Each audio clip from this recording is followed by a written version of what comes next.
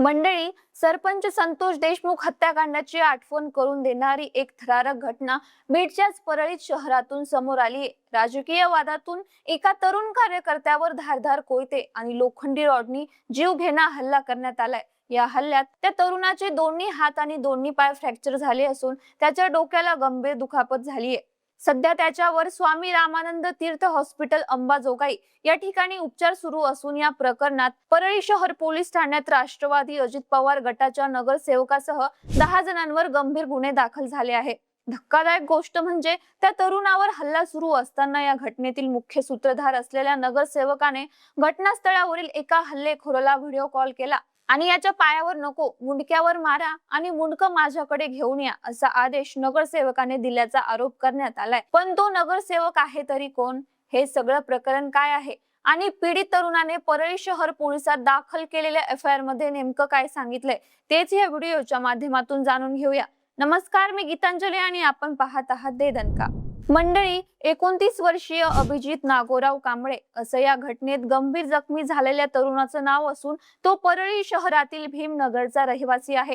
गेल्या 3 ते 4 वर्षांपासून तो परळी शहरात राष्ट्रवादी काँग्रेस पक्षाचा राजकीय कार्यकर्ता म्हणून सक्रिय आहे। तर झालेल्या जीवघेणा हल्ल्याचा मास्टरमाइंड म्हणून ज्याच्यावर आरोप होत आहे तो नितीन रोडे देखील राष्ट्रवादी काँग्रेस अजित पवार गटाचा युवा नेता असून भीमनगर परिसरातून नगरसेवक म्हणून निवडून आलेला आहे। नितीन रोडे हा माजी मंत्री तथा परळीचे आमदार धनंजय मुंडे यांचा कट्टर समर्थक असून मुंडे सोबतचे त्याचे अनेक फोटो आणि व्हिडिओज त्याच्या सोशल मीडिया प्रोफाईलवर दिसून येत आहे। राजकीय आशीर्वादाच्या बळावर नितीन रोडेने परळी शहरात त्याची चांगली दहशत निर्माण केल्याचं बोललं जातंय। शहरातील अनेकांना त्याच्यापासून त्रास होत असल्याचे आरोप त्याच्यावर नेहमीच होतात। नितीन भाऊ रोडे मित्र परिवार आणि डी कंपनी या ग्रुपच्या माध्यमातून तो परळीत आपला कारभार चालवतो। यहाँ के बाहुबली हम है असं म्हणत त्याचे समर्थक सुद्धा त्याला नेहमीच डोक्यावर घेतात। अशातच अभिजित कांबळे या तरुणावर झालेल्या हल्ल्यामुळे नितीन रोडे पुन्हा एकदा चर्चेत आलाय। पण नेमकं काय घडलंय तेच या घटनेच्या FIR मधून समजून घेऊया। मंडळी, फिर्यादी अभिजित कांबळेने 16 जुलैला परळी शहर पोलीस ठाण्यात या प्रकरणी सविस्तर फिर्यादी दिली आहे। त्यात या प्रकरणाचा संपूर्ण घटनाक्रम सांगताना त्याने म्हटलंय की गेल्या 3 ते 4 वर्षांपासून मी परळी शहरात राजकीय कार्यकर्ता म्हणून कामकाज करतो। हे काम करत असताना राजकीय वादातून 1.5 वर्षांपूर्वी नितीन रोडे आणि त्याच्या इतर साथीदारांसोबत आमचे वाद झाले होते। त्यावेळी मी व माझ्या इतर साथीदारांवर परळी शहर पोलीस ठाण्यात गुन्हा देखील दाखल झाला होता। पण काही दिवसांनी काही जणांच्या मदतीने आमच्यातील वाद संपला। पण 1 जून 2026 ला माझा वाढदिवस असल्याने रतन आदोळे यांनी मला अश्लील भाषेत शुभेच्छा दिल्या होत्या।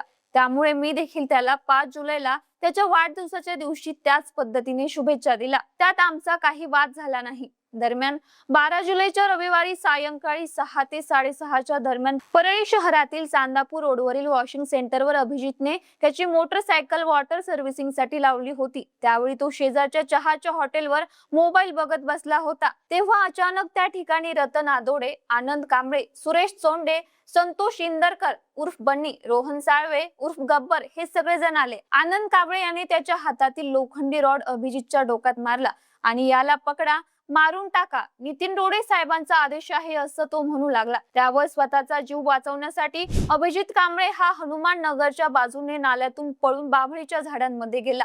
पण त्याच्या पाठीमागे आलेल्या आरोपींनी त्याला बाभळीच्या झाडांमध्ये देखील गाठलं। त्यावेळी आरोपींच्या हातात धारदार कोयते आणि रॉड्स होते। या हत्यारांच्या मदतीने आरोपीने अभिजितला मारहाण करायला सुरुवात केली। तसेच शिवीगाळ करून याला जीवचं मारून टाका असंही आरोपी म्हणाले। दरम्यान अभिजितच्या हाताच्या व पायाच्या नडग्यावर रॉड आणि कोयत्याचा उलट्या बाजूने मारहाण होत असताना एका आरोपीच्या मोबाईलवर नितीन रोडेचा व्हिडिओ कॉल आला। त्याने अभिजितला शिव्या दिल्या आणि आता कसं वाटतंय असं विचारलं। तसेच मारहाण करणाऱ्या आरोपींना त्याच्या पायावर नको, मुंडक्यावर मारा, मुंडकं माझ्याकडे घेऊन या असा आदेश नितीन रोडेने दिला। त्यावेळी आनंद कांबळे देखील बाकीच्या मुलांना साहेबांचा आदेश आहे, त्याचे मुंडके हातामध्ये घ्या, त्यानंतर याला मारून टाकू असे म्हणू लागला। त्यानंतर सुरेश चोंडे या आरोपीने त्याच्या हातातील लोखंडी रॉड अभिजितच्या डोक्यात मारला। त्यामुळे अभिजित जागीच कोसळला। तो निश्चित पडल्याचं पाहून गाड्यांवर आलेले सगळे आरोपी घटनास्थळावरून निघून गेले।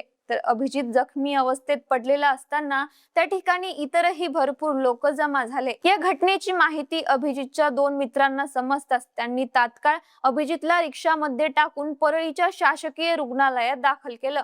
त्या ठिकाणी डोक्यावरील जखमेला टाके मारून प्राथमिक उपचार केल्यानंतर अभिजितला अंबाजोगाई येथील एसआरटी या शासकीय रुग्णालयात पुढील उपचारासाठी पाठवण्यात आले। तेथील डॉक्टरांनी अभिजितचे दोन्ही हात व दोन्ही पाय फ्रॅक्चर झाल्याचं सांगितलंय।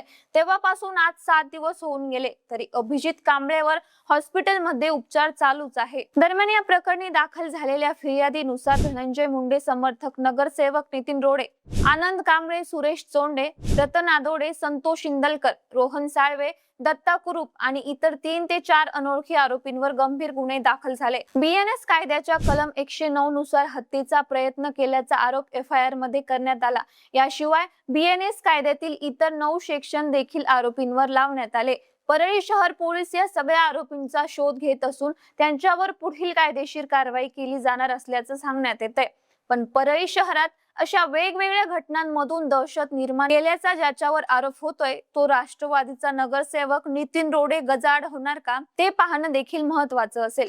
बाकी या संदर्भात तुमच्या काही प्रतिक्रिया असतील तर आम्हाला व्हिडिओच्या कमेंट बॉक्समध्ये नक्की कळवा।